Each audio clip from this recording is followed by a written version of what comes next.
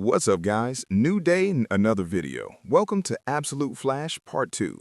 Absolute Flash shows how fast he is. So, we are picking up with Absolute Flash, and this basically opens up in the aftermath of the last video that I have covered.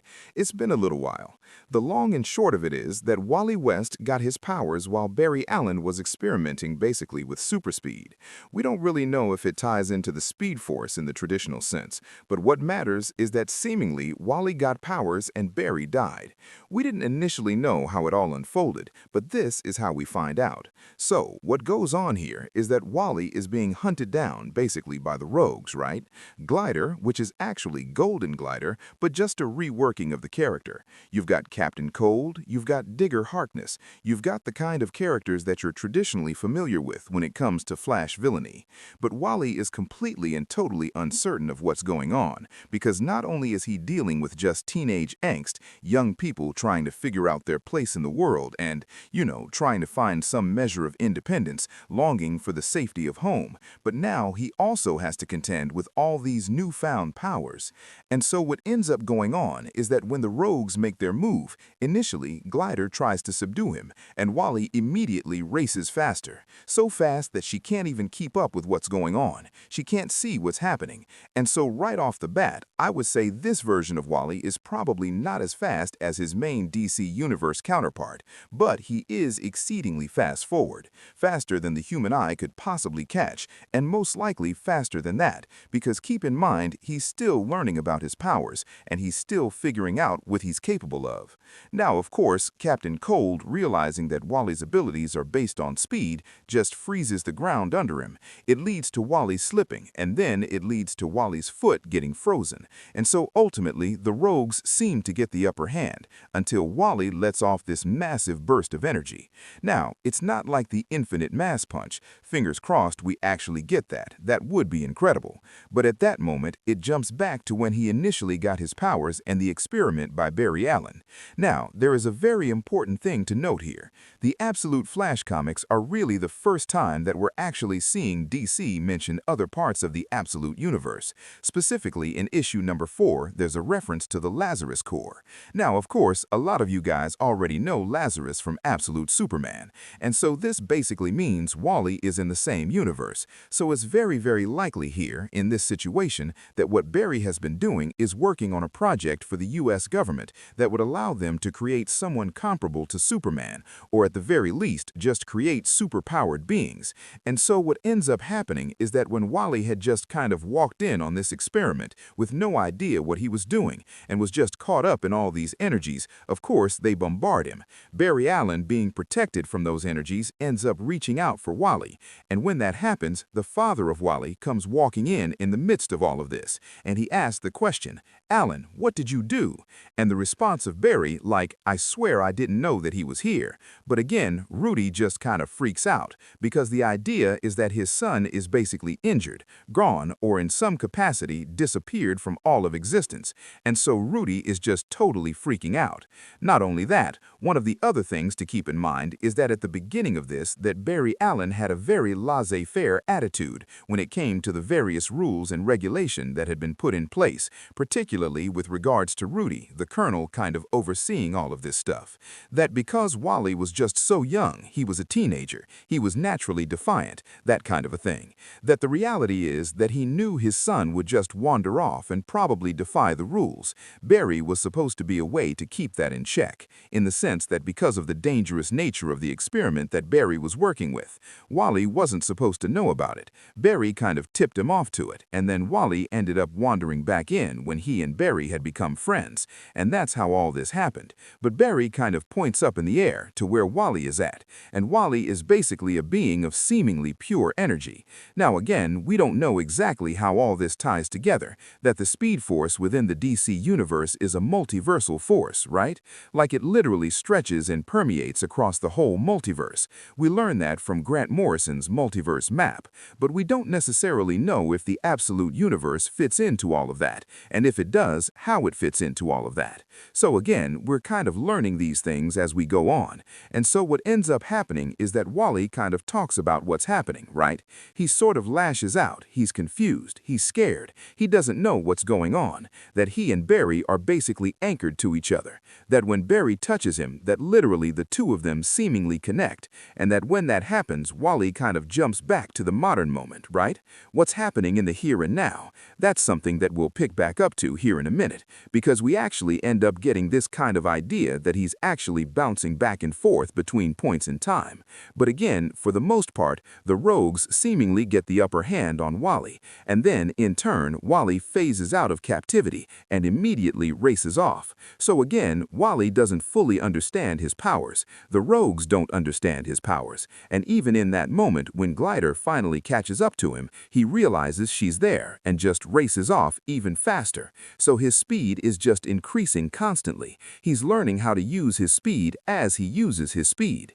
It's pretty awesome. It's pretty fantastic. And that's why he kind of gives us this depiction. He says, I am here. I know that I am here in the desert, and it is now, but I am also back in Barry's lab. I am with my dad. I am here, but I am also 3 years old, and my dad is on leave, and he took us to Wonder Island, and it's the best day ever. My mom is there too. She's still alive, and we're all together. I am all together. I am still whole, in one piece. I'm not broken, not here and there, and I can't stop running. No matter how much I want to, I cannot stop, and I am scared. Then suddenly it happens. I am not here, and I am not back. Then I am forward, and I see what's coming. I see tomorrow. No, 2 tomorrows, 2 worlds. Am I a hero or am I a monster?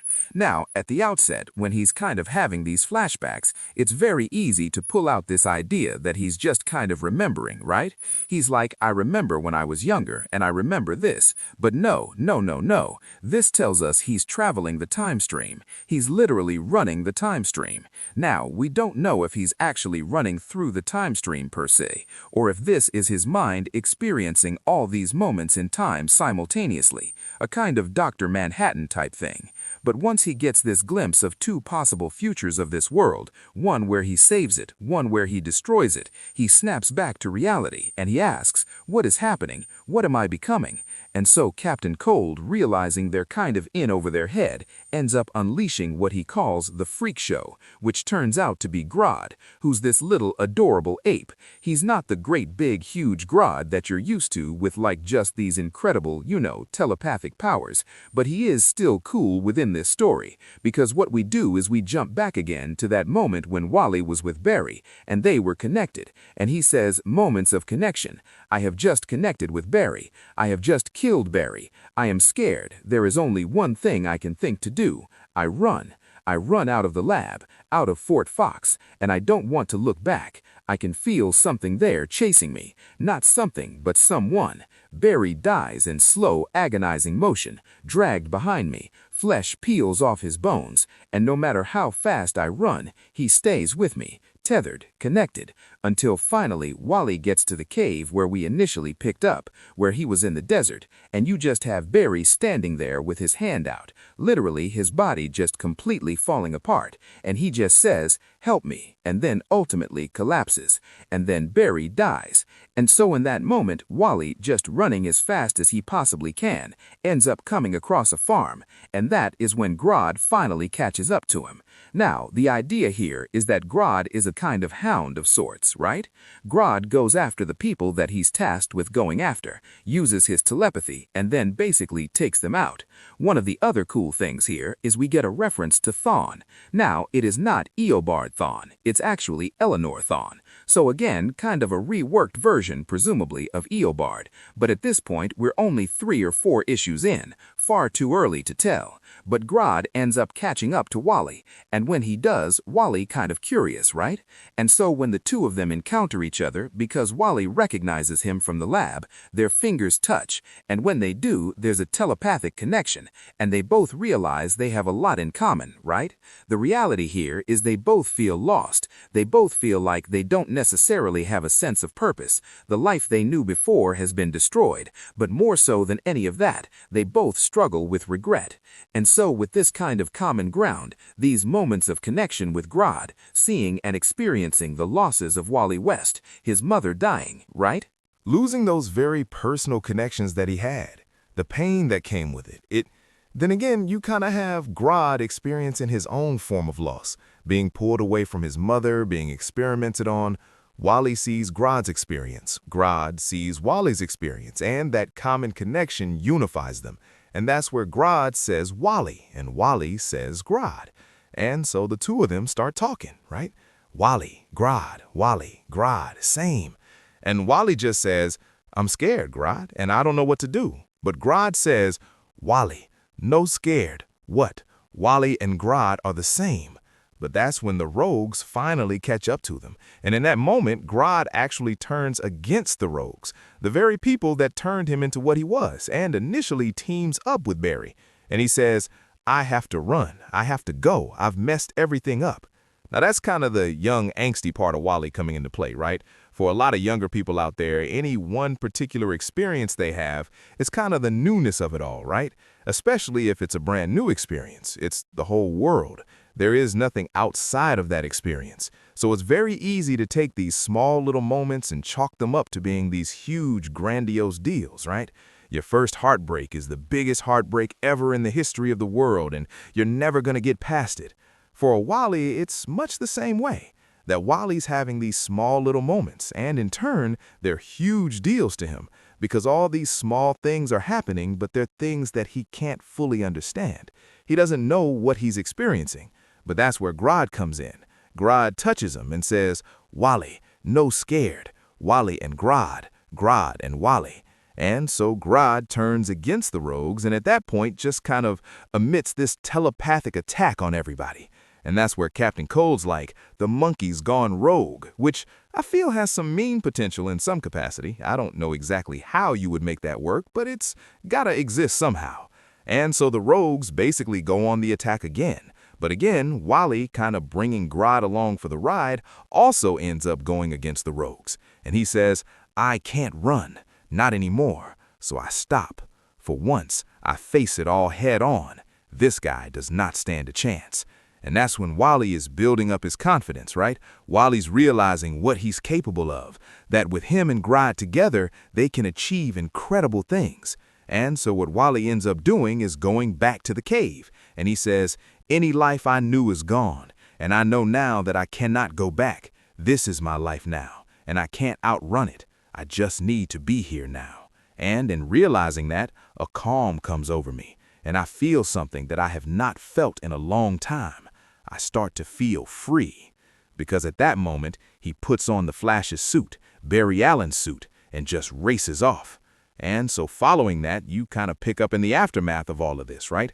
Where Wally continues on, and he says, sometimes the same thoughts repeat in my head over and over and over again until I cannot take it anymore. And I'd rather feel nothing at all than to feel like this for 1 second longer. But my mom taught me some tricks to help stop my mind from racing. The first 5 things you can see, then 5 things you can touch, then 5 things you can hear. It's supposed to pull you out of your thoughts and ground you in the moment. So here goes. 5 things I can see. I see my mother's gravestone. Rain is hitting it. I see my father in his dress military, trying not to cry, trying to be strong because he thinks that's what I need him to be. I see the priest as he reads words meant to comfort me, but his words mean nothing. They just sound empty and old and pointless. I see the hole in the ground where my mother is gone, where she will stay forever. And he says, this moment, and I need to look, I need to see, even though I already know what's down there with Mom, down there in the darkness. And it is basically Barry, right? This kind of haunted memory that Wally is experiencing. He basically has what we would call PTSD, right? That's really what he's struggling with, not even taking into account things like anxiety and so on. And then he wakes up, right? The whole thing was a dream. And that's where he kind of tells Grodd that he's okay, and the two of them go on the move again. And so he ultimately ends up in Central City. But one of the cool things about this is he says, since the desert, since I met Grodd, my thoughts have been surprisingly calm. My mind's been sort of still for maybe the longest stretch that I can remember. Maybe whatever happened to me in Barry's lab is finally wearing off. All I know for sure is that I'm hungry, like hungrier than I ever remember being. This is actually a great throwback to the Mike Baron run on Wally West. A lot of you guys may not know that after Crisis on Infinite Earths, Mike Baron was the one who started writing Flash before Mark Waid came on. And one of the things that he would focus on was kind of the crisis of confidence of Wally. Can he ever really live up to being the superhero that Barry Allen was? That kind of thing. But also his insane metabolism, right? It was nuts, right? The way that was done was hilarious, smashing down cheeseburgers like a madman. But then suddenly Wally is met by an older man, right? Where he asks how old he is. And the response of Wally, like, what's the deal to you? And this guy's, look, man, I'm not trying to be creepy or anything. It's just we run a youth mission just a block down the road. So there's a hot meal and a bed waiting for you if you ever want to come out there. You can stay up for a week at a time. And then this girl kind of walks by and is like, like the place is legit if you can stand all of Ralph's terrible dad jokes. And then, of course, Ralph thanks her and calls her Linda. So this is Linda in the absolute universe. The question to ask here is, are Wally and Linda gonna end up together? I don't know, but I hope so. They have to, right? All the guys who are Wally fans, you guys know, I know, they have to end up together. But, of course, what we also find out is this guy Ralph is not just any random guy. He gives a car to Wally, and it's the Dibny mission. A lot of you guys who don't know who Ralph Dibny is, kind of a fun bit of history here.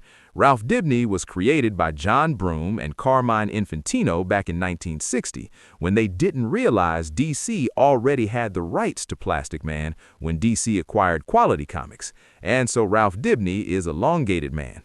He's like Reed Richards before Reed Richards, and that he's been a long-standing member of the superhero community. Although, bless his poor wife Sue, what happened to her in NID? That was pretty messed up. But outside of that, right, outside of Sue Dibny, that this is one of these things where they're kind of bringing in familiar characters, but they're playing starkly different roles. There's nothing here to indicate that Ralph Dibny can stretch around or anything along those lines. But he is still basically being a good guy, right? Still being a kind of hero of sorts, even if it's not a traditional superhero. And so this picks up with a conversation between Linda and Wally. It also shows Wally basically feeding a piece of food to Grodd, which, why wouldn't you? But the two of them kind of have a bit of a conversation here, but not a lot of information is divulged, right? They kind of bust each other's balls about their names and things like that, just kind of breaking the ice, right? Very simple, basic conversation and getting a feel for each other, right? Just the nature of human conversation as it exists now. And so one of these things is that they both kind of reveal they're each running from something.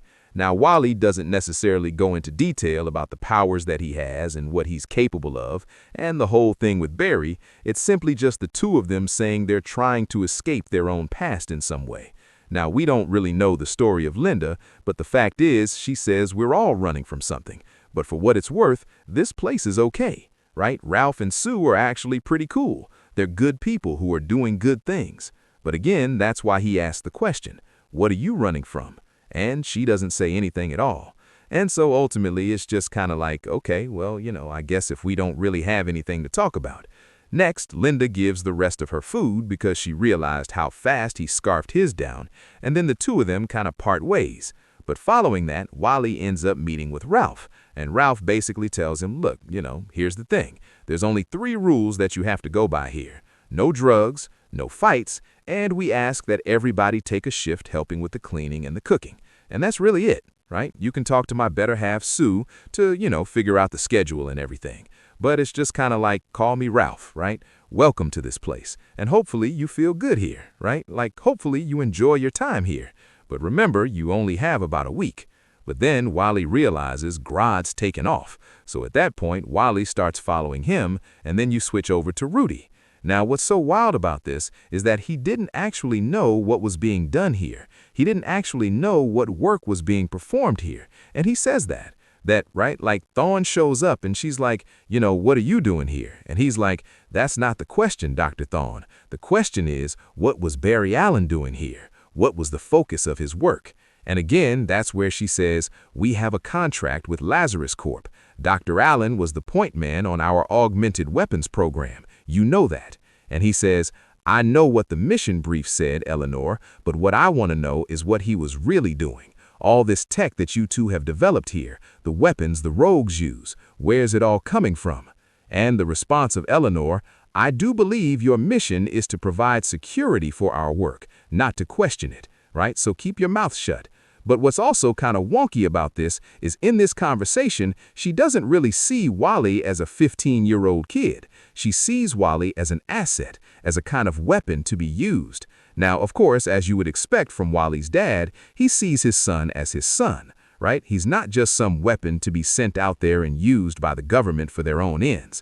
But again, Eleanor is very hardcore here, very cold and cut straight to the point. Right? Your son may be the greatest success that we've ever had. He's our ultimate weapon as we see him. And the response of his dad, he's not your weapon. I need to get him back here safely and undo whatever it is that Allen did to him. And that's where Eleanor says, we know where he is. We are tracking Grodd. And that's where he's just kind of like, then I can take my team to get him. But the response of her is, you don't really understand the full extent of what we're dealing with here. Your son was not the only thing that escaped the night of the accident. There were other projects. Some of our more volatile experiments are still in the wild. So these are things like Project Firestorm, right? Ronnie Raymond, Weather Wizard, Project Heatwave. And she says the ape is leading your son right to them. And so when you switch back over to Wally, who's following Grodd's kind of leaning him sort of down this tunnel, and he says, whoa. And Grodd, stop, hot. And well, Wally asks, what are you doing? Right? Like, Grodd, answer me. The response of Grodd, hot. And he just kind of points, right? And he's like, I don't understand, right? Wally's like, I don't understand what you're talking about. And Grodd just says, hot is here. And he points him in the direction of Heatwave, which I am really excited to see because this dude looks wild. Like, I am so excited about this. With that being said, guys, we're going to bring this to an end. Let me know what you guys think down in the comment section. Hopefully you enjoyed this video. If you did, drop a like. Thank you all for watching. I will catch you all later. Peace.